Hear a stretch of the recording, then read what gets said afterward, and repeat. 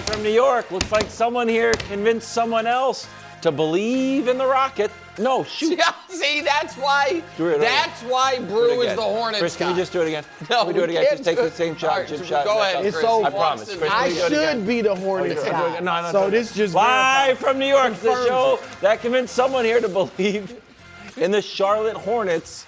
The H.O. I didn't need Houston. convincing. What are you talking about?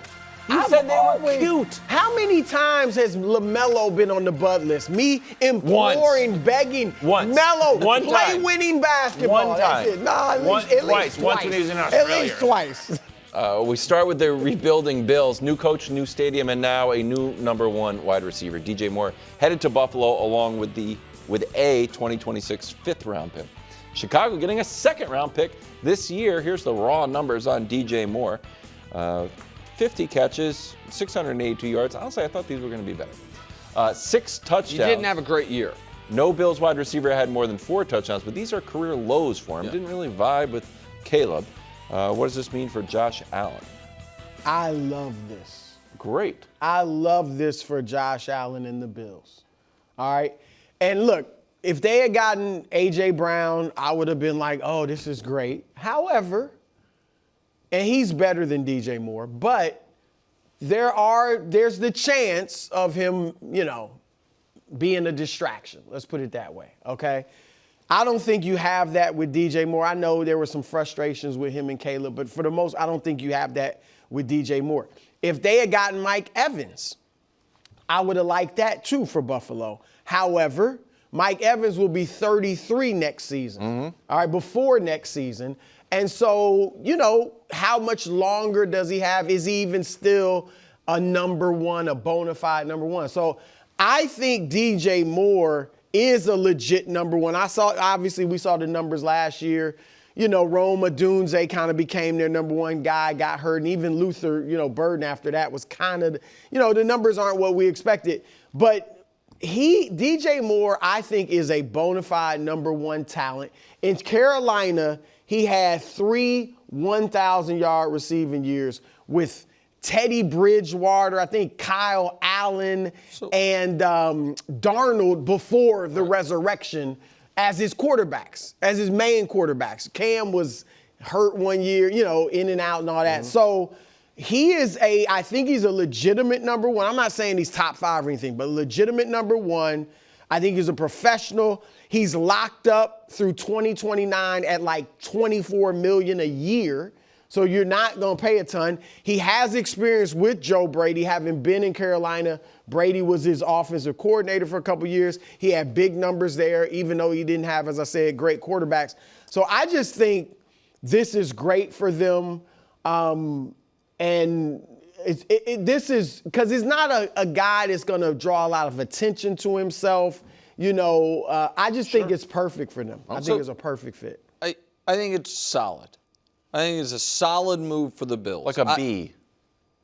Yeah, here's what You agree he's a legit number one? So I think he is an average number one. Like that, if we lined up all the number one receivers in the league, I think he's right, around 15th. Like an average number one receiver, which they did not have. Right. And so that is, it's not that he's an average receiver. Yeah. He's an average amongst teams' number ones, and they needed it. And your point about his career, it's really odd where his production seems to be inversely correlated to how good his quarterback is. Interesting. His best year by far was with Fields.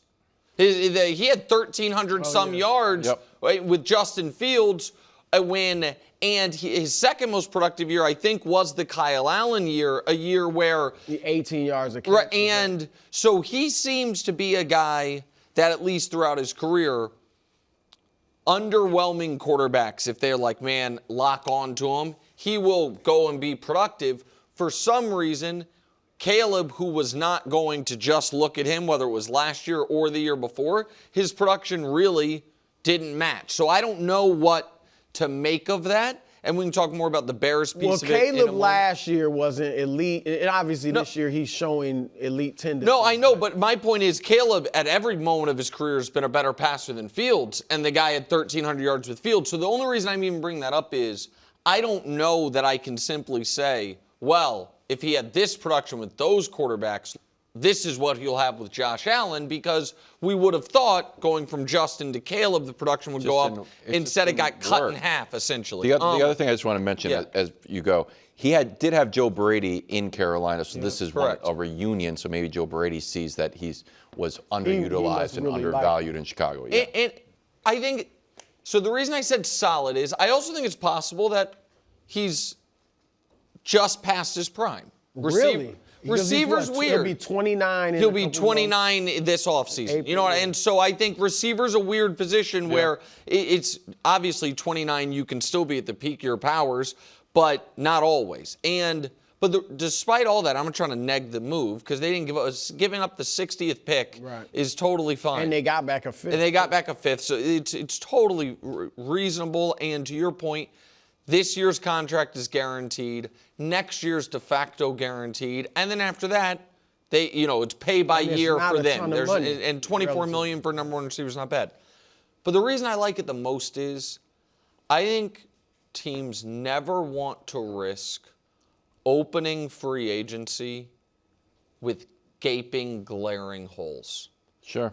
That you are then, especially if you're not drafting super high. Like the Raiders have a glaring hole at quarterback. They know where they're going to get him.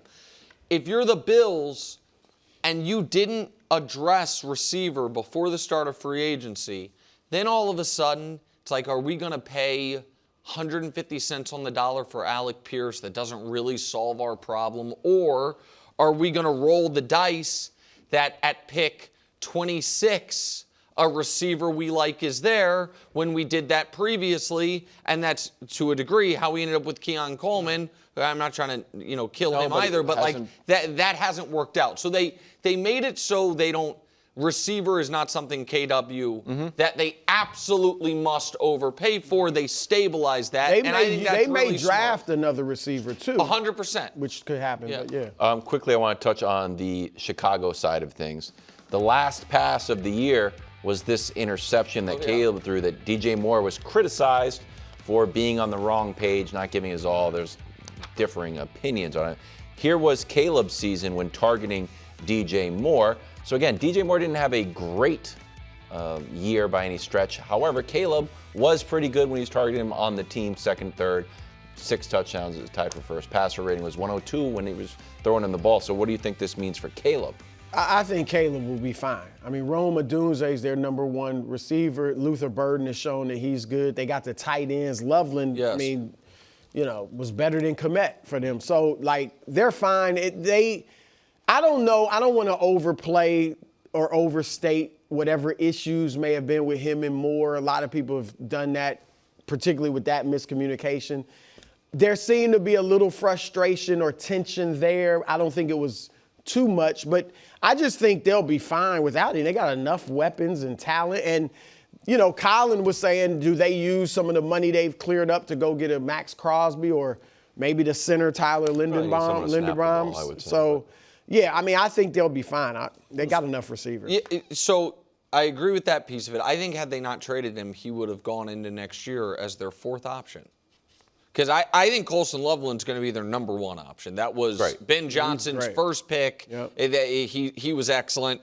You saw Burden come on at the end of last year in particular, and, they spent a high pick on him. And Odunze, they obviously spent a very high pick on before Ben Johnson got there. And so I think that they are, I don't want to say they're not going to miss DJ Moore, but if he was going to be their fourth option, $24 million to be the Bills' number one receiver is a bargain. $24 million to be the Bears' fourth option is a misallocation of resources. And I don't think they'll miss him. As good as I think he is and as liking for Buffalo, I think they'll I don't think you miss him as long as your guys stay healthy. You know what I mean? And so that's the concern. But you went somewhere similar place I was going. They now have picks 25, 57, and 60. Would you trade those 3 picks for Max Crosby? A late first and 2 late seconds. 25, 57, 60. Yes. I think I would. They're right there on the cusp. It's time to win. He gets you, And so now the win-win. The Raiders win. They get a bunch of assets. They get a bunch of assets. You have the money to do it. Yeah. You could still spend money, to your point, on Linderbaum. You could try to address offensive line in free agents. And again, they're in a weird spot because I think they feel left tackle's Tooney, who's great, and right guard, right tackle is set. But their left tackle had a terrible injury during the playoffs, and their center retired. So they do need to address that. There's no doubt about it. But I think now you have, for the Raiders, if you are trying to get Max Crosby, the 60th pick is probably more attractive to the Raiders than D.J. Moore. You know what I mean? Because the Raiders want young players to build with Fernando. I like that. So that, to me, is a trade that feels about fair that maybe could happen. All right, let's head to Boston, where Jayson Tatum is poised to make his return against the Mavs on Friday. Now, Boston is second in the East, 41-21. Your reaction to this news that looks like we're going to see Tatum on the floor? I have a major announcement. Excellent. And this might shock people because historically, when it comes to New England sports, but the Celtics in particular, I've been something of a skeptic. And I've been wrong about Tatum and Brown quite a bit throughout their careers. And you've come around on Joe Mazzulla. Well, I mean, unlike Nick Sirianni, I do just be like, Joe Mazzulla wins.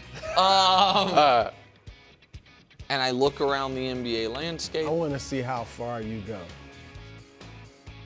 I am picking the Boston Celtics to win the NBA championship. Woo-wee! I'll give you credit for gut. Not the Eastern, just the Eastern Conference. That's why I was wondering. I believe the Boston Celtics, with Tatum coming back with this much time, I feel like he has 2 months before he needs to be 100%, and not meaning 100% of old Jayson Tatum, but 100% as far as however good he's going to be in this, this part of his rehab back. That's plenty of time, because 2 months from now is the start of round 2. And I know we'll talk Hornets later. I'm not going to say round 1 in the East is, there's not some pitfalls, but they have been so impressive. Jalen's been so good. They've been so good even without Jalen this year. 6-1 without him. I think the Boston Celtics are going to win the championship with Jayson Tatum coming back. I wasn't ready for that. Puts me in a bit of a pickle. Yeah, look. You're going to pick the Thunder. I'm not as nearly as confident as you. I think it's a bridge too far. Okay. And I usually pull against a team just because you're pulling for them, all right? Guys, I usually don't want something to happen just because you want it to happen. I can't believe that you guys are just taking my corner. Well, pushing me off no, of it. I'm not going to pick, at least right now, I don't feel like I really don't feel like I want to pick Boston. But you have been what I'm saying is I would not be mad. This would be a great story. That's what I'm saying. Yes. It would be a great, I would be happy for Jayson Tatum. Of course. If this happened. Like, it would be fantastic. Right now, I don't feel like that's going to happen. I do think there's obviously a threat to win the East, and I won't be mad if somebody says they're the favorite. I mean, they are literally the favorite right now to win the East. I want to see how he fits in, how he's looking before I decide how far I think they can go.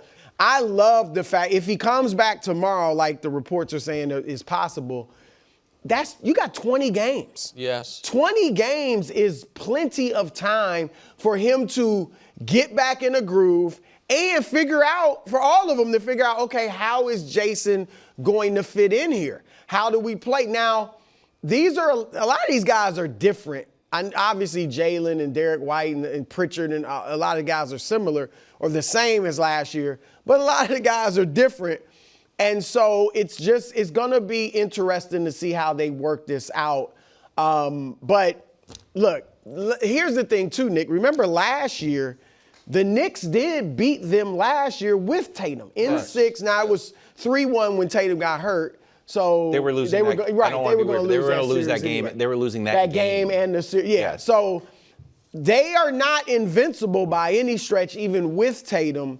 But this certainly gives them a great chance to win the East. And I do agree with you that if they were healthy all year, Like, say Tatum was here, we would be talking about them as, oh, they can win it all. Of like, course. you know, they're right there with OKC and San Antonio and all these teams that have a chance. So they got a shot. So a few questions. And I'll start with you, Nick, now that you have my Celtics as your champions.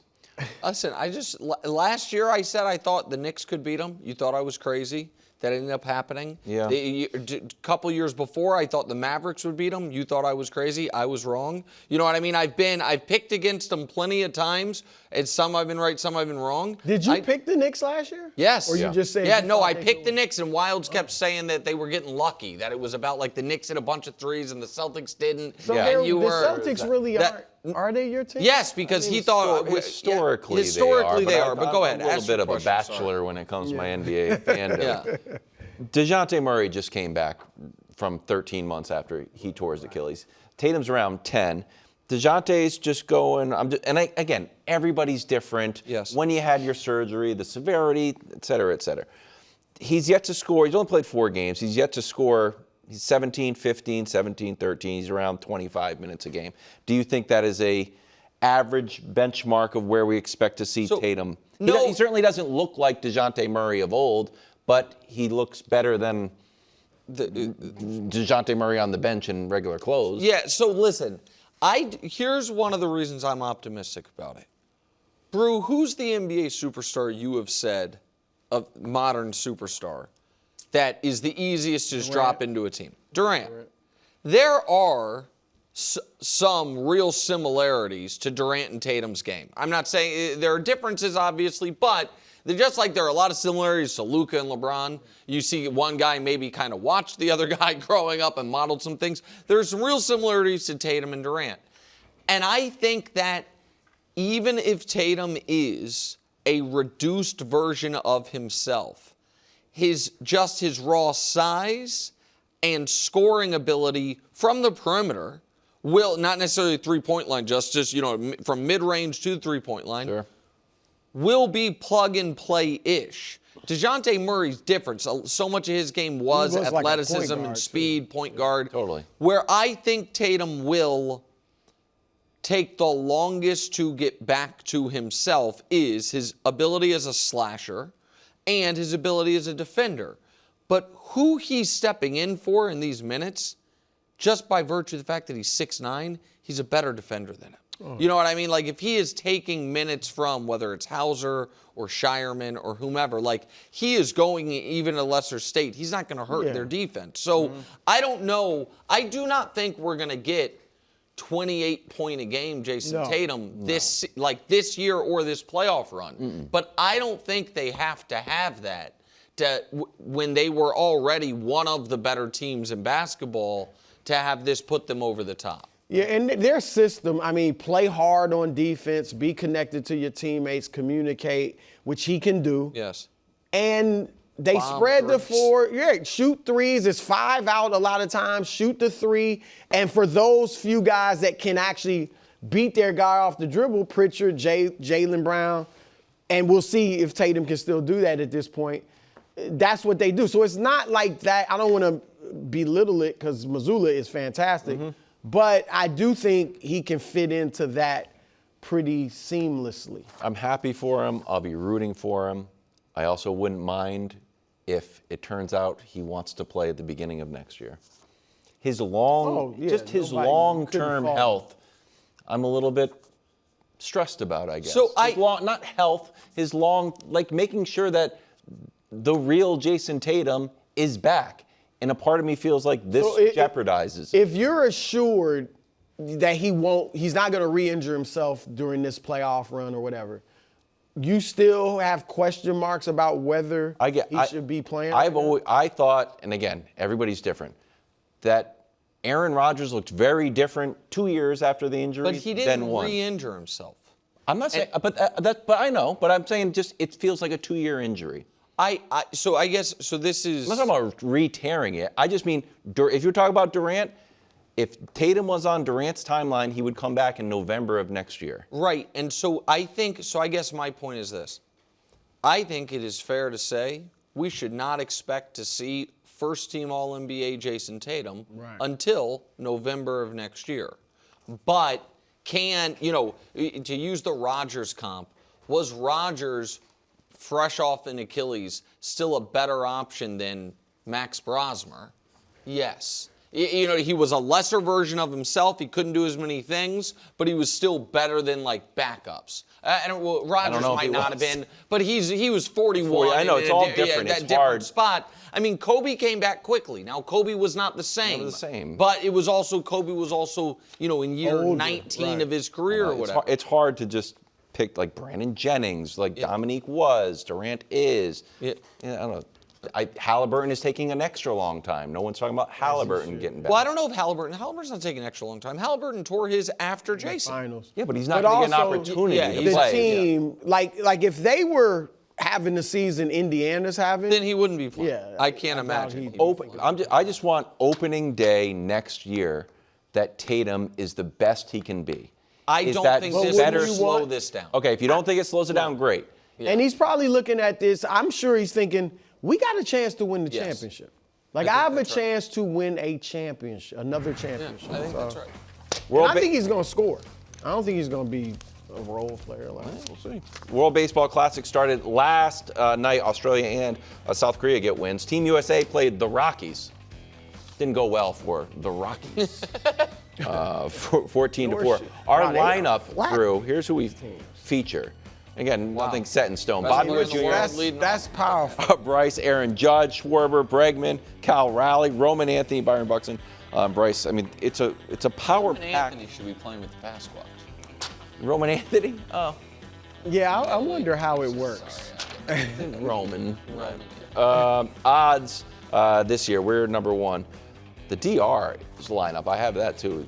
TR's lineup is sick. The DR's lineup, Tatis, Marte, Soto, Vlad, Machado, Junior Caminero, Julio Rodriguez, Austin Wells, Perdomo, and Severino. Their lineup is crazy. Yeah. Japan, Venezuela, Puerto Rico, and then Japan Mexico. had been the second favorite. The DR just recently jumped. They're great, and Pujols is the coach. Okay, so what's your headline about the World Baseball Classic? We're doing a little Monday morning. My headline is Thursday. this. Vlad, or is it going up? Yeah, did we do headlines? Sorry. Vlad, Soto, Shine. Oh! As DR cruises. Now notice the spelling of cruises I like that to a lot. Classic Crown. That's I like O'Neal Cruz. I think this is the year, starting with the Classic, that O'Neal Cruz reaches his potential. Wow, you're an He's O'Neal- teased I thought I us. was an It's what, his third or fourth full season in the league now. 27 years old. I think he's going to finally fulfill his potential. And you said it, Vlad, Soto, Machado, Julio Rodriguez. I mean, I wanted to put Tatis Jr. in the headline with Soto and Vlad, but I didn't have room. They are stacked. They got some pitching, Severino, Alcantara. I think I got the DR winning this. I love it. Unfortunately for America. As evidenced by Brew twice this show, if anything this show is known for, seeing a corner that someone else used to be on, they've abandoned it and grabbing it. Maybe I did that to Wilds with the Celtics. Maybe Brew did it, is trying to do it to Wilds with the Hornets and with O'Neal Cruz. Yeah, the O'Neal Cruz was my Look guy. at the tie. So, I was talking about so coming you up know there. what? I looked around and I was like, wait a minute. I think that corner's open. And it's not only a corner, it's a gorgeous island in the Pacific Ocean where I might be traveling to. Showtime! Brew misses the boat. Is Ohtani becoming the GOAT? Because you guys are right. America and the DR have the rosters, but they've got that guy. The roster. And you can never go wrong picking Japan. And if I'm right and I'm literally in Tokyo cheering for him, do I become the show's Ohtani guy? I don't know. No. Some people are saying. Japan has won 3 times, so Yes. they're going for their 4th win. All right. I have a lot of headlines on mine, okay? Oh, let's hear it. Because I dug into, because pitching is an issue. It's a little bit like Little League. There's pitch counts. It's really to protect the pitcher so the guys can't get overextended, et cetera, et cetera. Okay, so here is a headline from, I think it's The Athletic, right, Dust? Okay, why Paul Skeens is unlikely to take the mound for Team USA in the potential final. So you already have to plan out if you're going to win it, who's going to pitch. So here's the issue. I know what you're thinking automatically, too many pitches. Not the issue, oddly. So get this. If Skeens pitched in the final, coming off his first start in pool play Monday against Mexico, he would be working on 7 days rest. Team USA manager Mark DeRosa said that would be too long between starts as Skeen prepares for the Major League season. I thought it was going to be too short. No, it's actually too much rest. Because they're just trying to get him ready for the hold him back from the first start, right? I mean, it's Team USA. We got other guys that can pitch. Yes, but this is how they want. This is how they want to lay it out. But it would be too long, and then maybe in the back end. He doesn't want anything to do with Italy in the pass watch. You don't want to wait. You don't want to. I thought you were going to pick Italy. No. That being said, yeah. My headline, little Keyshawn Johnson-esque. Give me the darn ball. Skeens demands to pitch in the final. Oh. Despite DeRosa. There's no rule against it. He wouldn't be up against any innings count. So who do you have winning it? I would obviously USA. Well, it just says he's pitching. I didn't. Brew had a winner. I had a winner. I was checking. That's question. Aaron Rodgers was back on Pat McAfee's show, where he was very complimentary of his old coach Mike McCarthy. I like that part. But neither side, neither he or the Steelers, seem to be in a rush to get a deal done. I don't know if I agree with part of that. Okay, very interesting. I am taking a little bit of editorial license. Yeah. Hey. There hasn't been any deadline set on me. There hasn't been any contract floated in front of me. Should the Steelers wait on Rodgers? But Nick, if you well, Omar Khan told us.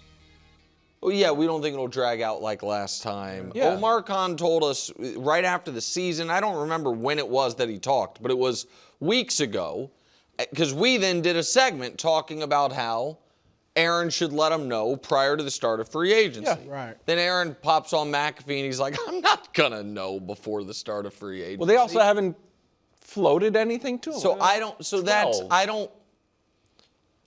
do not think the Pittsburgh Steelers should wait on Aaron Rodgers, and I think this is laughable. And of course it's happening again. And of course Aaron is, and I'm not saying they're insincere flowers he's laying at the feet of Mike McCarthy, but he is doing just enough, I think, to make the Steelers stay interested and on the hook, but they don't have. How can the Steelers operate as a franchise going into free agency without knowing whether or not Aaron Rodgers wants to play? I think it'd be challenging. Right. And he's saying, I don't know if I want to play, so I wouldn't wait. I would operate as if Aaron Rodgers is retired. I think that is the responsible thing to do if you're Pittsburgh. And if that means you have an offer out to Malik Willis, so be it. If that means you call up the Niners about Mac Jones, I know he might not be available, but so be it. If that means you hit up Kyler Murray, so be it. I do not think you can operate as it was last year, which is wink and a nod, we know he's coming. I don't think you can do that, and I don't think it is. I don't understand why Aaron would want them to. This is the part of Aaron Rodgers I just don't understand. Do you think him saying, because he said they have not offered me a contract, that is him maybe wanting them to put forth the offer? Because if they haven't offered him a contract, then they don't seem to be at least, like, why wouldn't they do that now? I don't know, but I also don't know how reliable of a narrator Aaron is. Like, I think he is very, very cautious about not telling outright lies. So when he says they haven't offered me a contract, I believe it. Do I think what possibly the last time they spoke was, it was left on, all right, Aaron, as soon as you know if you're planning on coming back, let us know. And but we'll give you your time. And they say, okay, in which case the Steelers can't offer him a contract. Like they're respecting the agreement of you let us know if you're going to come back. So that's why they wouldn't have offered him a contract. Is that to me, that's a reasonable reading of it. Well, look, they shouldn't want him anyway. I mean, they should call him and be like, look, thank you. It was great last year. Yep. You had a good season, Aaron but Glenn we're going style. in a different direction. But even if, for the sake of the question and discussion, if they do want him, they still shouldn't wait. Like you said, they have got to know before free agency if he wants to play. At this point, with all due respect to his wonderful Hall of Fame career, he's not good enough to be waiting. What do they? If he comes back next year, at best, they'll do exactly what they did this past season. Mm-hmm. But we expect Baltimore to be better. Cincinnati may be better. And even going 10-7, 9-8, making the playoffs, losing in the wild card round for the 6th straight time. What's that do for this? All that does is delay the kind of rebuild under Mike McCarthy for another year. So they shouldn't be interested at all, but they certainly should not let him hold them hostage. And now we can't go after Willis or Kyler or whoever they might want to get. Kirk Cousins. This is ridiculous. Who I don't know that Rodgers is better than Cousins. Cousins would be interesting, I'll tell you that. And so it is surprising to me. It will be surprising to me if the Steelers sign up for this, but it maybe shouldn't be because it seems like Aaron thinks they have. I don't think Aaron wants to retire. No. I think Aaron plans on playing. And I also think that it is on the board that while Aaron is the Steelers' first choice, the Steelers aren't necessarily Aaron's first choice, and that's why he's playing coy, so to speak. Again, Minnesota should be his first choice. Well, that's what makes more sense, right? And I really, really do want to be fair here. And I obviously have not talked to Aaron. I don't have insight to that, and I don't have intel with the Steelers organization.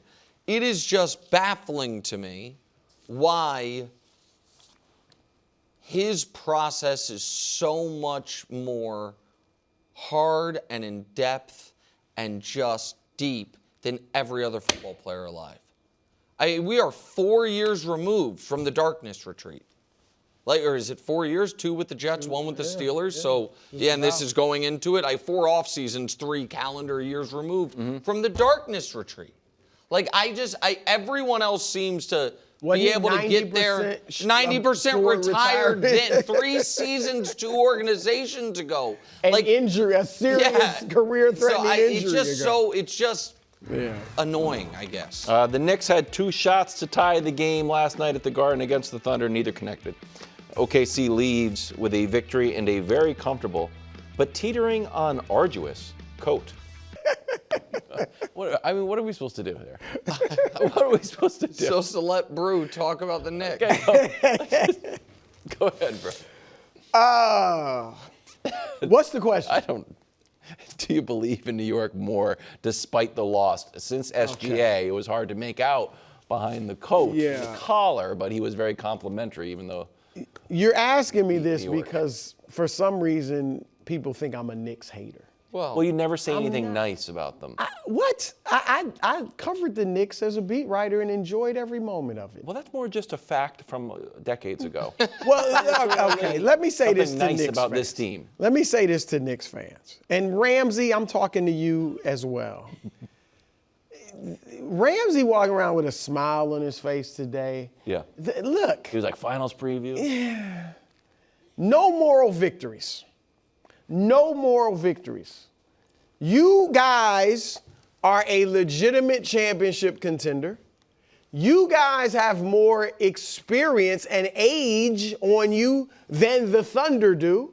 It was at your house in Madison Square Garden. Yeah. So you shouldn't be walking around all proud like a peacock because you only lost by 3. That's all I'm saying. No moral victories. All right, now that said, I do think there were positives that you could take from last. This is not a moral victory. I'm just saying that you did some good things. This is not a moral victory. It's simply positive things from a loss. Because they lost, does that mean everything was bad? No, but you just did a whole some stuff. Should they feel good about they the should things be that able you to saw? sit in the film room with Coach Mike Brown, and he should be able to point out some good things. Like, hey, I like that our defense continues to play well. Yeah. They held OKC to 103 points. OKC averages 119. One of the top 5 Some scoring people teams would in the call league. that. No, you just say, we did some good things. You say on a day where we didn't shoot the 3 well, and the Knicks are a Great, one of the best three-point shooting teams in the league, 37%. They only shot 29%, I believe, from three. And they were on still a day right we couldn't hit the three, we had a chance to win. Like, so we did some good things, down fellas. 15, fought back. Fought back, got in it. All right, so we did some good things. Here's the thing, and I want to say this loud and clear. When I say the Knicks should win the East, I am not trolling. No. I am not trying to set them up so that 2 months from now, if they don't, I can crush them. I'm saying it, Nick, because they should. On paper, they should. Right? I agree. I think now Boston with Tatum back, although he's not going to be the superstar Tatum, I think the only team contender in the East that has as much talent as the Knicks is Cleveland. But we know their issues, Harden in the playoffs, their team in general has had struggles in the playoffs. Detroit doesn't have as much talent, doesn't have the shooting. Boston, you got Tatum just coming back from a serious injury. So they lost. So they should win the East. So they lost, but they should feel pretty good about it. They can take some positives from it. But because I believe they're winners, and they feel like, no, we can beat that. Nick, I believe they can win the East, and if they get there, they can make it a tough series. Again, 20 minutes ago I said I picked Celtics to win the title. Yeah. The Knicks would be my second pick to come out of the East. Like I have them right behind Boston. Now that Boston's going to have Tatum back, so I don't think they are quite to the level of OKC, but I think last night showed that over the last couple months they have been. Right. And they beat San Antonio and Houston. So I have an OKC-related question, if I can. Yeah. Because I don't know what the more objectionable moment for SGA last night was. I don't know if it was the press conference and the scarf collar thing. The large coat. That. The coat's fine. It's the it's collar. whatever that is around. I'm counting it. I don't think it's detachable. I do think it's detachable. Really? The coat is. I like the coat. I don't know what that is. So that I don't know if I have a bigger problem with that, or Dust, if we can show it, or with this, because so this, by the way, was foul. You can't call that. That's the official. Not on SGA. That's on the official. It's a little bit on SGA. You can't blame, but It's a little bit on on SGA. If I am running into traffic in 10 feet before a car comes, jumping and falling on the ground, and then they arrest the driver, yes, that's a little bit on the top. I'm doing business. But It's don't also being done. do this, and Mahomes with the little fake. I'm going out of bounds. No, hold on. I'm going to get a yard. Yes, I mean, guys it happened. sell This was calls. right. SGA's stuff he is, of this stuff, public enemy number one, and doesn't need to be. He's too good of a player. And so That's bad. I agree. And I thought he had a charge early in the game. Should have been his third foul. Right, but that's just a missed call at least. That's not a flop. Yeah, right. This is, I'm not That's trying like to make the basket. All I'm trying to do is trick the ref. I hate it so much. So Mike I don't hate him. I don't hate the team, but I hate that I so agree much. with that. Mike Brown says SGA does a great job of convincing referees he's getting hit. It does feel like the noise around this is getting loud. When do you think the referees finally listen to it, or the league? Like, hey, keep an eye on Well, the league SGA. doesn't need to. It's on the refs. And they're making mistakes. I don't think SGA, you remember when Jordan played, or even the LeBron, like they've got such stature. Even referees are human, and you can get caught. SGA, as great as he is, he hasn't reached that where refs are intimidated by him or anything like that. So I just think Mike Brown is somewhat correct in that he is able to sell these calls. Now, that was ridiculous. He did kind of get hit before. He didn't react right when he got hit on the wrist. He reacted ridiculous. 2 seconds later. So they just shouldn't fall in for stuff defense like of the referees, they're probably like, wow.